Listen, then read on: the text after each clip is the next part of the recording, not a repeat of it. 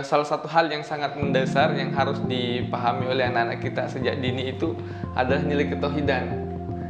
Sehingga juga memang dia ketika menonton hal yang tidak baik, dia sudah tertegur dengan sendirinya. Ya, tapi itu memang bukan pekerjaan yang mudah. Ya, sekali lagi pengawalan orang tua sangat penting.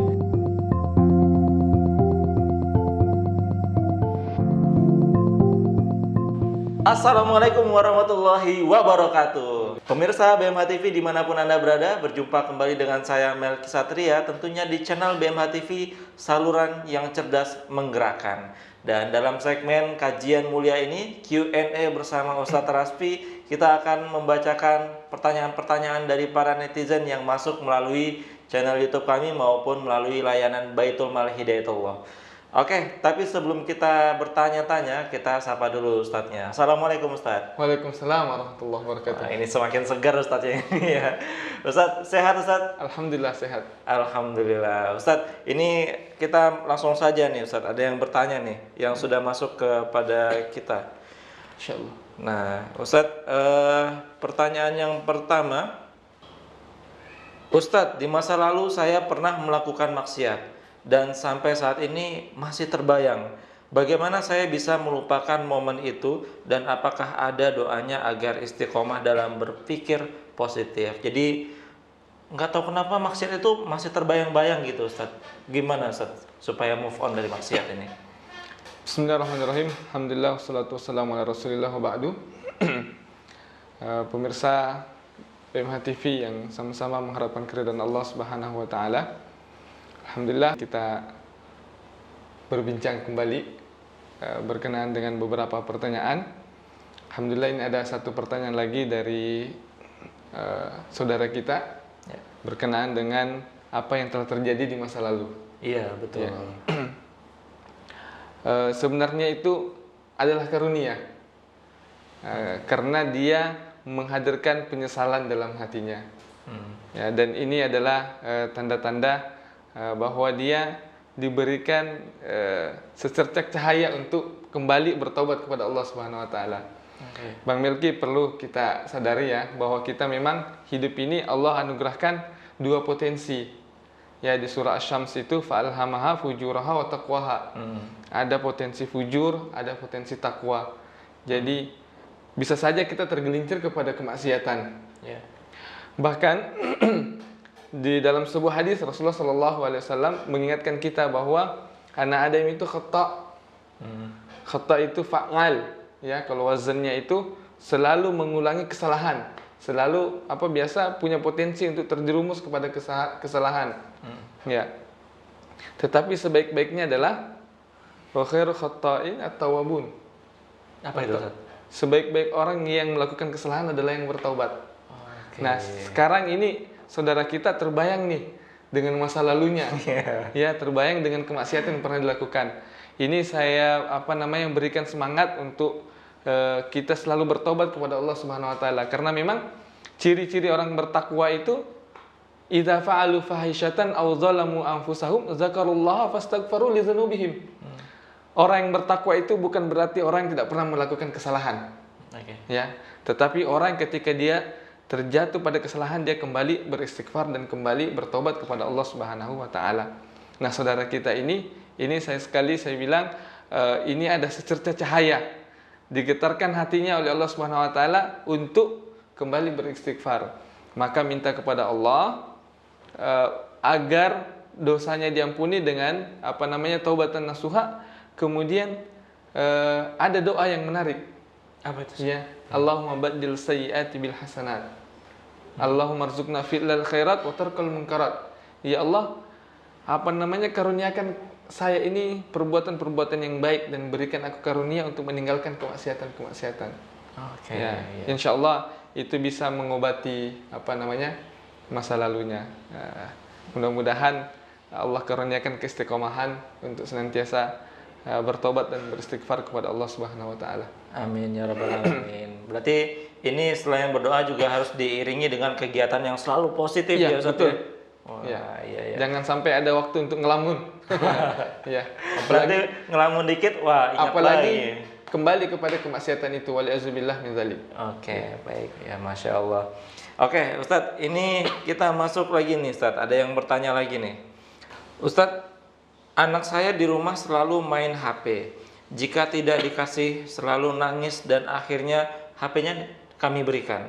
Bagaimana caranya agar anak saya tidak kecanduan HP, gadget ini, Ustadz nih? Ini problem yang sangat banyak sekali keluarga masa kini ya, Ustadz ya. Handphone sudah bertebaran di mana-mana, sudah bisa diakses, dan anak-anak itu mudah sekali saat main game gitu Ustaz ya. Nah, ini bagaimana solusinya Ustaz? Baik, ini juga menjadi tantangan kita tersendiri ya. Di sisi lain kita ingin mengajarkan anak kita dengan hal-hal yang lebih positif, tetapi di sisi lain kita diperhadapkan dengan teknologi yang sudah tidak bisa kita bendung lagi. Salah satu diantaranya adalah gadget. Padahal ini juga ada juga peluang positifnya. Kalau saat ini alhamdulillah teman-teman di channel-channel Islam juga bermunculan.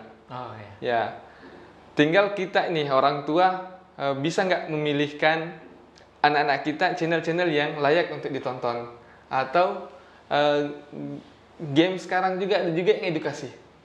Ya, tinggal bagaimana orang tua sekarang ketika ingin memfasilitasi anaknya seperti itu, maka betul-betul dipastikan tidak teracuni dengan hal-hal yang tidak baik. Betul-betul diperhatikan bahwa apa yang disajikan melalui handphonenya itu adalah hal yang baik. Kan ada beberapa video-video anak sekarang itu sudah sifatnya edukasi ya.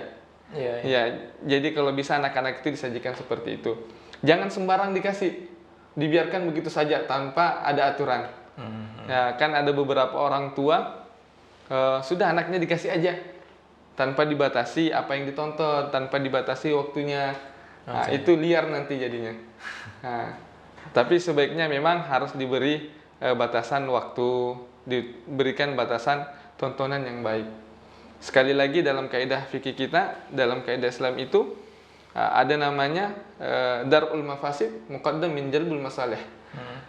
Menghilangkan anak itu dari kemudaratan yang akan menimpahnya itu jauh lebih utama daripada hanya sekedar memberikan dia kebahagiaan sesaat, tapi kemudian dia menonton hal-hal yang buruk. Itu untuk agak bisa merusak masa depannya. Wallahu a'lam bishawab. Tapi sekarang itu Ustaz, anak-anak itu kan sudah pintar-pintar lah istilahnya Ustaz. Wah, kita batasin, kita bikin pengaturannya, mereka ketemu aja nih caranya nih. Nah, ini kan tidak bisa dibendung sama kita kecuali kalau kita kontrol penuh nih.